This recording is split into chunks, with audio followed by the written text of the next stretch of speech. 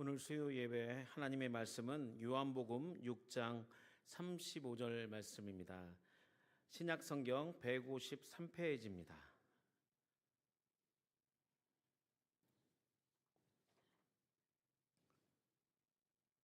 요한복음 6장 35절 말씀을 우리 다 함께 한 목소리로 합독하겠습니다.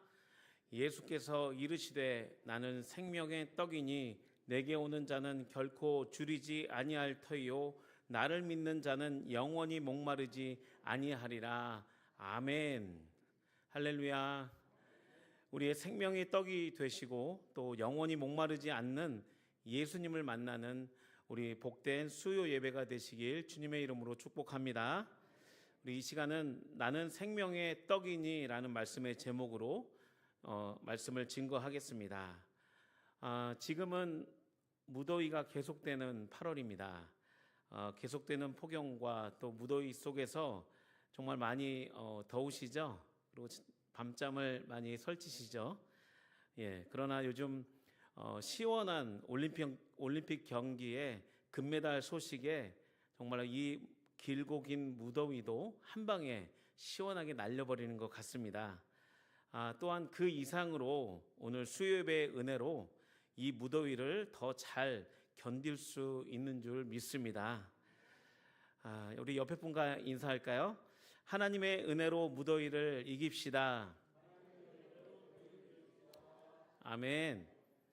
예, 하나님의 은혜로 이 무더위를 승리하시길 바랍니다. 다음 주 수요일이면 말복입니다. 조금만 더 잘 견디시고 기상이변으로 폭염과 무더위가 계속되고 있지만 영육간에 강건하시길 예수님의 이름으로 축복합니다. 여러분 혹시 제가 지난번 수요 예배 설교 때 말씀드렸는데 혹시 제가 설교단에 섰을 때는 이 단어를 생각하면 좋을 것 같다고 말씀드렸는데 혹시 기억나시나요? 네, 혹시 뭐죠? 예, 지금 올림픽 경기를 관람하시느라 기억이 잘 안 나시죠? 예, 예수님의 자기 선언, 에고, 에이미입니다. 예, 다시 같이 한번 해볼까요? 예수님의 자기 선언, 에고, 에이미. 예, 제가 이 예수님의 자기 선언, 에고, 에이미를 앞으로 계속적으로 시리즈로 이제 설교를 할 거고요. 또 지금까지 네 번째, 오늘까지 5번째 지금 설교를 하고 있습니다. 그래서 요한복음은 전체 21장으로 기록되어 있습니다. 요한복음은 21장이 많이 긴 것 같지만 이 21장 중에 오늘 본문인 요한복음 6장을 한 문장으로 쉽게 요약할 수 있습니다. 그것이 바로 무엇일까요? 지금 에고 에이미 예수님이 누구누구이다. 그리고 요한복음 21장 전체의 주제는 예수님은 누구이신가 라는 이 물음으로부터 시작되는 것입니다.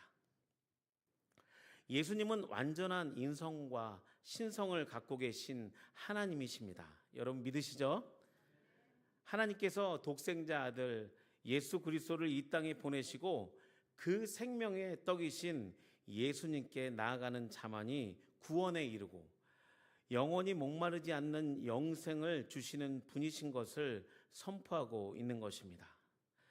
요한복음은 예수님에 대한 7가지 자기 선언과 7가지 표적의 큰 뼈대로 이루어져 있습니다. 그렇기 때문에 요한복음을 읽으실 때는 꼭 예수님은 누구신가 라는 이 생각을 하시면서 예수님의 7가지 자기 선언과 7가지 표적을 기억하시면서 묵상하시면 요한복음 전체를 잘 묵상하실 수 있습니다. 제가 이 7가지 자기 선언과 7가지 표적을 어떻게 하면 성도님들이 잘 기억할 수 있을까라고 생각하고 한번 손동작을 제가 준비해 봤는데요. 아주 간단합니다. 손을 이렇게 내보시겠어요? 그래서 예수님의 7가지 자기 선언. 네, 해볼까요? 시작. 예수님의 7가지 자기 선언. 다시 이렇게 반대로. 예수님의 7가지 표적. 예. 예수님의 7가지 표적. 예, 한 번만 더 해볼까요? 시작. 자기선언 먼저 할게요. 시작. 예수님의 7가지 자기선언과 그 다음에 예수님의 7가지 표적. 네, 잘하셨습니다. 이 2가지의 큰 뼈대만 잘 생각하시고 기억하시면 요한복음에 대해서 아주 쉽게 기억하시고 잘 묵상하실 수 있습니다. 그래서 요한복음은 그 예수님의 7가지 자기선언과 7가지 표적에 대해서 계속적으로 제가 말씀을 시리즈로 드릴 것입니다.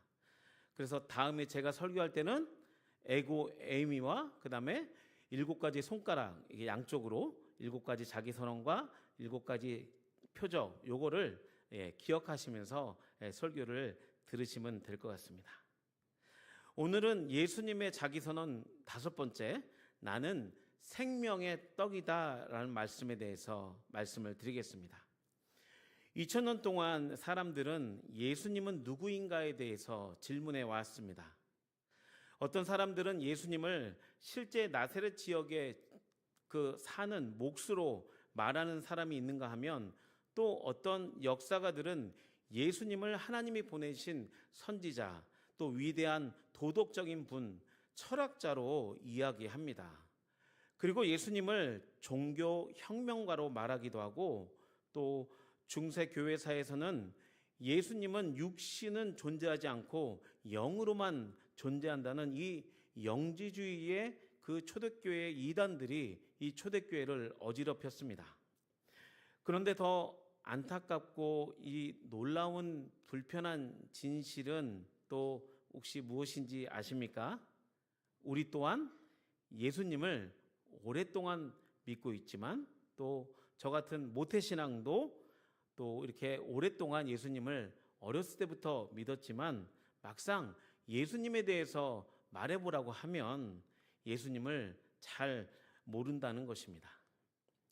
그런데 우리에게 한편으로 위로가 되는 것은 예수님의 12제자들도 예수님과 3년 동안 먹고 마시고 아주 가깝게 같이 살고, 또 그분의 표적과 능력을 옆에서 지켜보았지만 예수님을 잘 알지 못했습니다. 그런 예수님께서 제자들을 바라보며 이렇게 질문하십니다. 너희는 나를 누구라고 생각하느냐? 여러분은 예수님을 어떤 분이라고 생각하십니까? 요한복음은 이 물음 앞에 분명하고 단호하게 선포하고 있습니다. 예수님은 생명의 떡이다 라고 선포하면서 예수님은 하나님이시다 라고 분명하게 증거하고 있습니다. 그런데 왜 이렇게 오랫동안 함께한 제자들이 예수님과 함께 했지만 예수님에 대해서 잘 모르는 것일까요? 또한 왜 우리는 그렇게 오랫동안 예수님을 믿고 신앙생활했지만 예수님을 잘 알지 못하는 것일까요? 그것은 분명히 말씀 중심의 신앙생활이 아닌 나의 생각과 신념으로 형성된 신앙생활이 있기 때문입니다. 예수님을 잘 알고 믿을 수 있는 것은 예수님께서 자신을 계시하시는 말씀대로 믿고 순종할 때만이 생명의 떡이신 예수님과 연합하여 영원히 목마르지 않는 삶을 살아가는 줄 믿습니다. 그렇기 때문에 예수님을 잘 믿기 위해서는 성경의 말씀을 잘 아는 것이 매우 중요합니다. 예수님을 잘 알면 믿음으로 구원받고 또 천국 백성으로 영생의 면류관을 얻게 되는 줄 믿습니다. 요한복음 6장은 전체 71절로 구성되어 있는 아주 긴 구절로 기록되어 있습니다. 요한복음 21장 중에 오늘 본문 요한복음 6장이 아주 긴 구절입니다. 그러나 요한복음 6장은 한마디로 정리하자면 오늘 본문 말씀인 요한복음 6장 35절 말씀으로 요약 정리할 수 있습니다. 우리 다시 한번 6장 35절 말씀을 한 목소리로 읽겠습니다. 예수께서 이르시되 나는 생명의 떡이니 내게 오는 자는 결코 줄이지 아니할 터이요 나를 믿는 자는 영원히 목마르지 아니하리라. 아멘. 이 문장을 좀 더 짧게 또 요약한 구절이 6장 안에 있습니다. 6장 48절입니다. 함께 읽겠습니다. 내가 곧 생명의 떡이니라. 아멘. 네, 설교를 마쳐도 됩니다. 네, 이렇게 간단히 생명의 떡이신 예수 그리스도를 말씀하고 전하는 것이 이 요한복음 6장의 핵심인 것입니다. 여러분, 성경은 절대 어렵지 않습니다.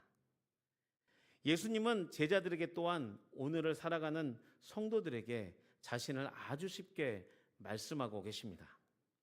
그런데 예수님이 곧 생명의 떡이다라는 말씀은 단순히 인간이 먹고 살아가는 육체의 떡만을 의미하진 않습니다. 그래서 요한은 요한복음 6장 서두에서 우리가 잘 아는 오병이의 그 표적들을 기록하는 것입니다.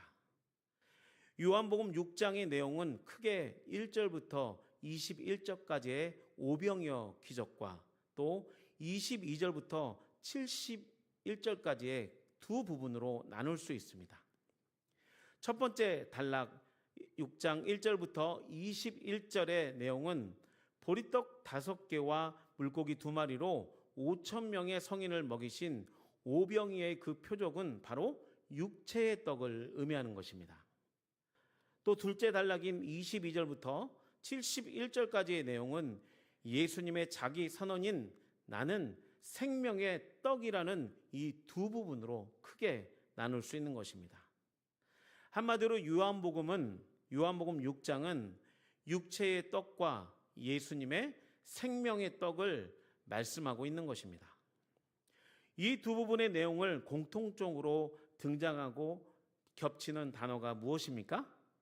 무엇일까요? 한 글자로 떡. 예, 맞습니다. 떡입니다. 첫 번째 단락인 오병이어 표적으로 예수님께서 5,000명을 먹이셨습니다. 그 5,000명을 먹이신 떡은 육체의 떡입니다. 그 떡은 그 당시의 유대인들의 주식이었습니다. 밀과 보리의 곡식에 가루에 누룩을 넣고 발효시켜서 둥글게 반죽하여서 화덕의 벽이나 그 위에 굽고 찌는 방식으로 익힌 모든 음식을 떡이라고 불렀습니다.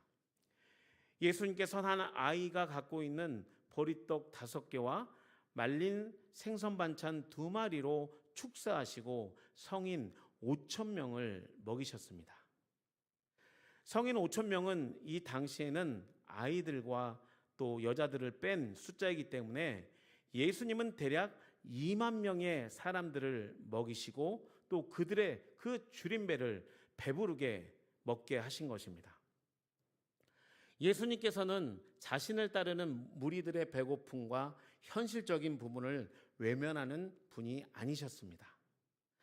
그래서 예수님을 믿고 신앙생활을 한다는 것은 구원과 천국만 바라보는 그런 영적인 삶만 존재하는 것이 아닙니다.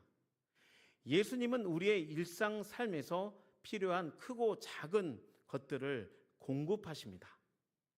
우리가 일상에서 필요한 것을 주님께 낱낱이 구하고 매일매일 일용할 양식을 구하며 또 성령의 임재 속에서 그 성령의 세밀한 음성을 듣고 살아가는 그 성도의 삶이 바로 신앙생활인 것입니다. 예수님은 우리의 일상의 삶에서 필요한 크고 작은 것을 아주 세밀하게 공급하십니다. 그런데 문제는 오병이의 기적을 체험한 무리들이 예수님을 믿지 않고 육체의 양식인 떡만 바라보았다는 사실입니다. 다 함께 요한복음 6장 14절부터 15절 말씀을 함께 읽겠습니다. 그 사람들이 예수께서 행하신 이 표적을 보고 말하되 이는 참으로 세상에 오실 그 선지자가 하더라. 그러므로 예수께서 그들이 와서 자기를 억지로 붙들어 임금으로 삼으려는 줄 아시고 다시 혼자 산으로 떠나 가시니라. 아멘. 무리는 오병이어의 표적을 보고 예수님이 세상에 오신 선지자라고 믿었고 예수님을 억지로 붙들어 임금으로 삼으려 했습니다. 그럴 때 예수님께서 어떻게 행동하셨습니까? 그 무리의 마음을 미리 아시고 그곳을 떠나신 것입니다. 그렇기 때문에 사랑하는 수의동교회 성도 여러분, 우리는 결코 육체의 떡만을 구하기 위하여 예수님을 믿으면 안 되는 것입니다. 예수님은 우리의 마음의 중심을 아시기 때문에 우리는 항상 정결한 마음과 겸손한 신앙으로 주님의 뜻대로 살아가야 됨을 믿습니다. 육체의 필요 때문에 예수님을 믿는 것이 아니라 예수님을 믿고 천국 백성의 삶을 살기 위하여 육체의 떡을 먹고 신앙생활하는 것입니다. 성도는 생명의 떡이신 예수님을 먼저 믿고 육체의 떡을 구하며 우리의 일용할 양식을 위하여 기도하며 살아가는 것입니다. 한국을 대표하는 석학이신 고 이어령 박사님께서 2011년도에 빵만으로는 살 수 없다라는 책을 창간하셨습니다. 그 책에서 이렇게 말씀하셨습니다. 인간이 생존하는 데는 하루에 2400kcal 칼로리를 충분한데 인간은 육체의 허기보다 정신과 영혼의 허기가 알고 보면 더 급한 존재이다라고 말했습니다. 그러면서 예수님을 광야에서 시험했던 마귀가 예수님께 돌을 빵으로 만들라고 시험했던 것처럼 현대의 금융 시스템은 이 세상에 존재하는 석탄, 석유 등 모든 자원을 빵으로 바꾸고 있으며 또 가정도 대학도 연구실이나 실험실, 도서관까지 이 모두가 빵을 만들어내는 공장으로 변한다고 비판하고 있습니다. 거리에도 시민들이 모이는 광장과 또 의사당에도 모두가 빵 먹는 자리로 변질되었다고 하면서 우리가 추구해야 될 것은 빵만이 아니라 우리의 몸인 성전을 하나님의 말씀으로 먼저 채우는 것이 매우 중요하며 그럴 때만이 아주 작은 돼지집이라도 영원한 집, 하나님이 거하시는 집이 된다고 말씀하고 있습니다. 결론적으로 인간이 인간답게 살아가려면 빵만을 위하여 살아서는 안 되며 예수님을 믿고 하나님의 말씀을 내 삶 속에 채우며 살아가야지만 천국의 영원한 집을 소유한다는 말입니다. 그러므로 우리는 빵을 위하여 육신의 떡만을 위하여 살아가면 절대 안 됩니다. 오직 우리의 생명의 떡이신 예수님을 먹을 때만이 우리가 이 땅에서 행복하게 예수님과 동행하며 살아갈 줄 믿습니다. 둘째 단락인 요한복음 6장 22절부터 72절까지 말씀에 등장하는 떡은 육체의 떡이 아닌 영혼을 살찌우는 생명의 떡, 예수 그리스도를 온전히 믿을 때 얻는 영원한 생명 곧 영생을 말하고 있습니다. 요한복음 6장의 전체 주제는 예수님은 생명의 떡이라는 것입니다.